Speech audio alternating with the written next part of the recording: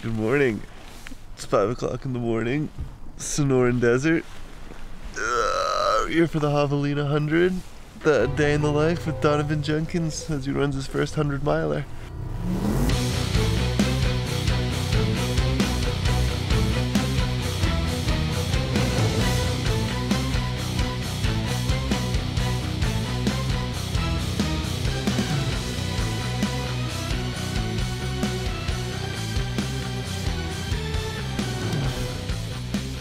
My name's Donovan Jenkins. I'm from Montana originally. My sport of choice is ultra running.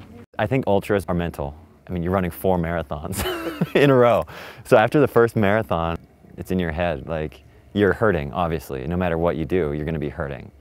A year ago, a 100-miler wasn't a possibility, and I think it's definitely possible now. You never know what can happen. Like, I heard this race has a 50% dropout rate. It's possible that I won't make it, but I feel confident that I'm ready. Yeah, I'm trying to get my drop bag ready. So I'm just trying to figure out what I need out there.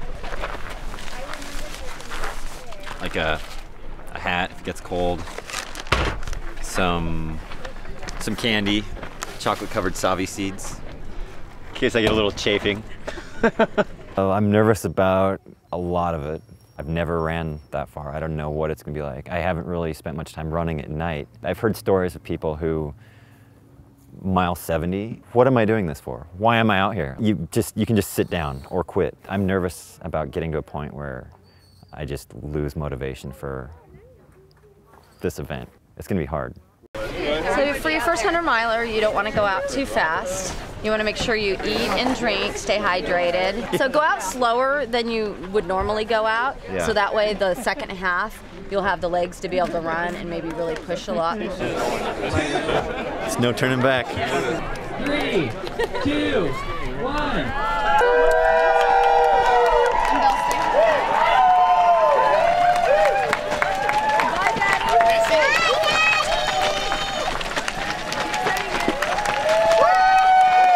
I got into ultra running after I got out of the military. When I was in the military, we were forced to run all the time, but I never really enjoyed it. It was just kind of something I had to do. I found out about trail running.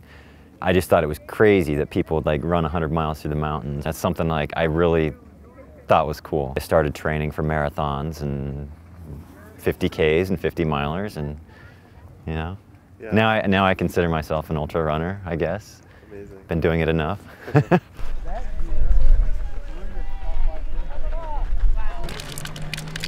Put this in the pocket? Yeah, sure. Oh, it's going a little faster than I wanted to, but I got it. Still feel good. I joined the military in a year out of high school in 2001. 9/11 happened like 3 days before basic training graduation. In 2003, when we went the start of the Iraq War, that's like I went to Iraq with them.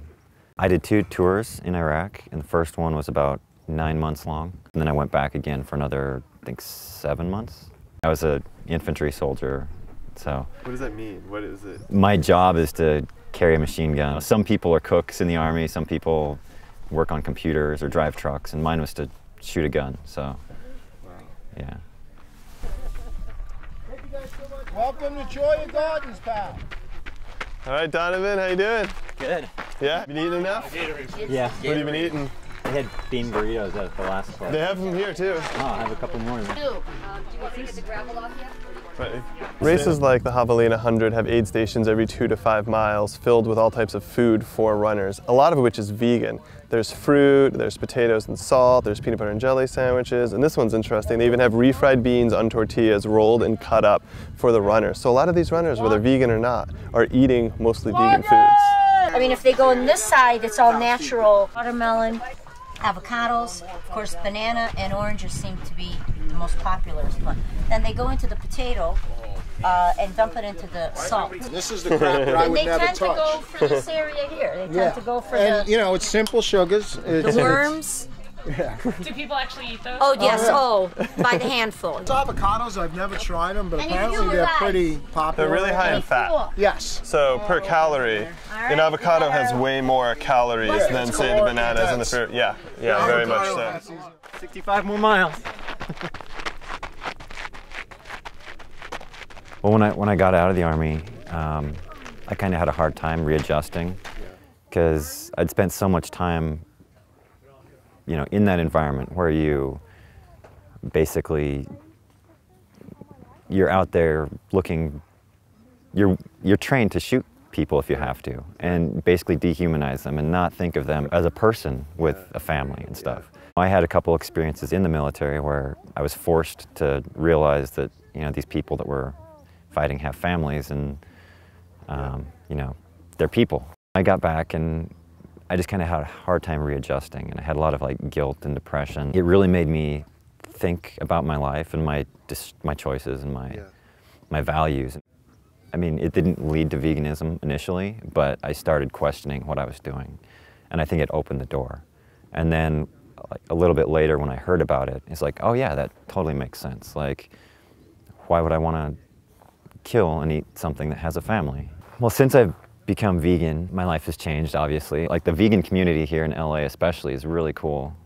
Like ultra runners, cyclists, you know, a lot of friends who are interested in similar things. I feel like I've gotten a lot healthier. My fitness hasn't been hurt at all. If anything, I'm in the best shape of my life right now.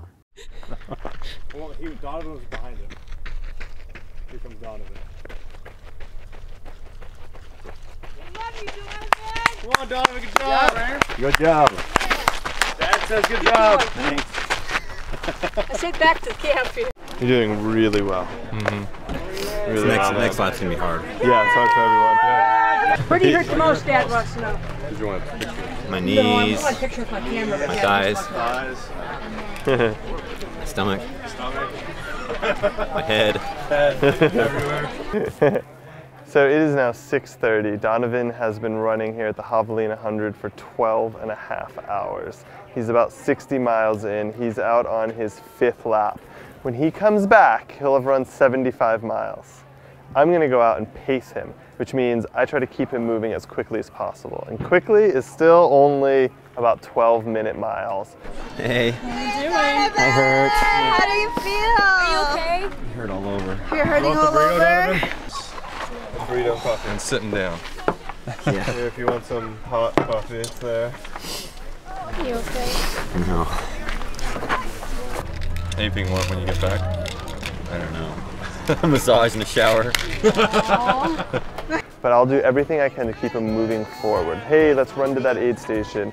Oh, why don't we try to run to that cactus? Just anything to keep him focused.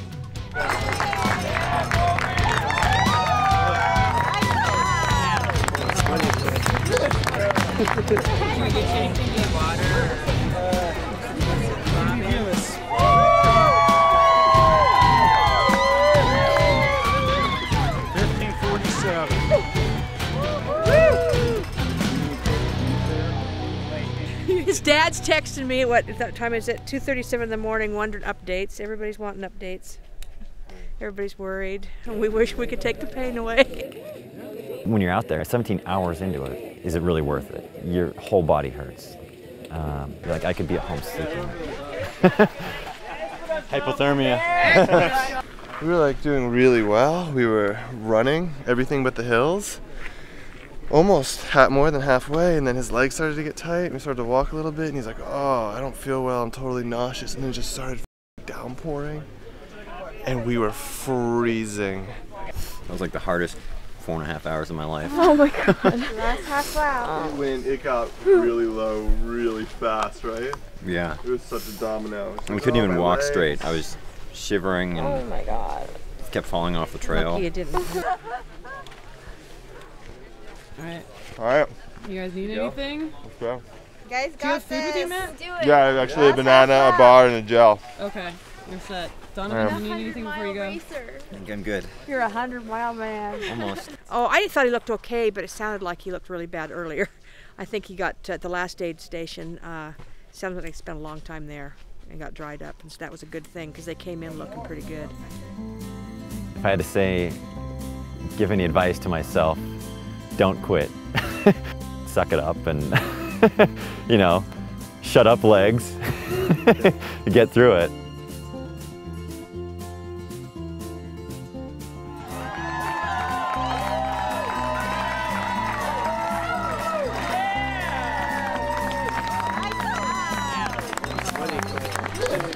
Thanks for all your help. Awesome. Matt, did you know you're gonna run a marathon today? Yeah, right? I'm not ready for that. The farthest I've run in 6 months is 7 miles. I was hurting, but I'm like, can't say anything, can't say anything. I kicked a rock and I'm like, ah! Don't say anything, don't say anything. Smash little park go. Oh, you still did it in under 24 hours? Yep.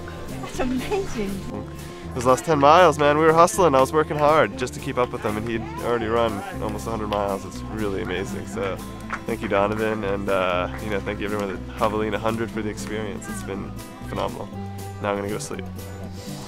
100 miles without taking my shoes off, changing my socks. They were wet. It's bound to happen. When it rained, I got like super cold.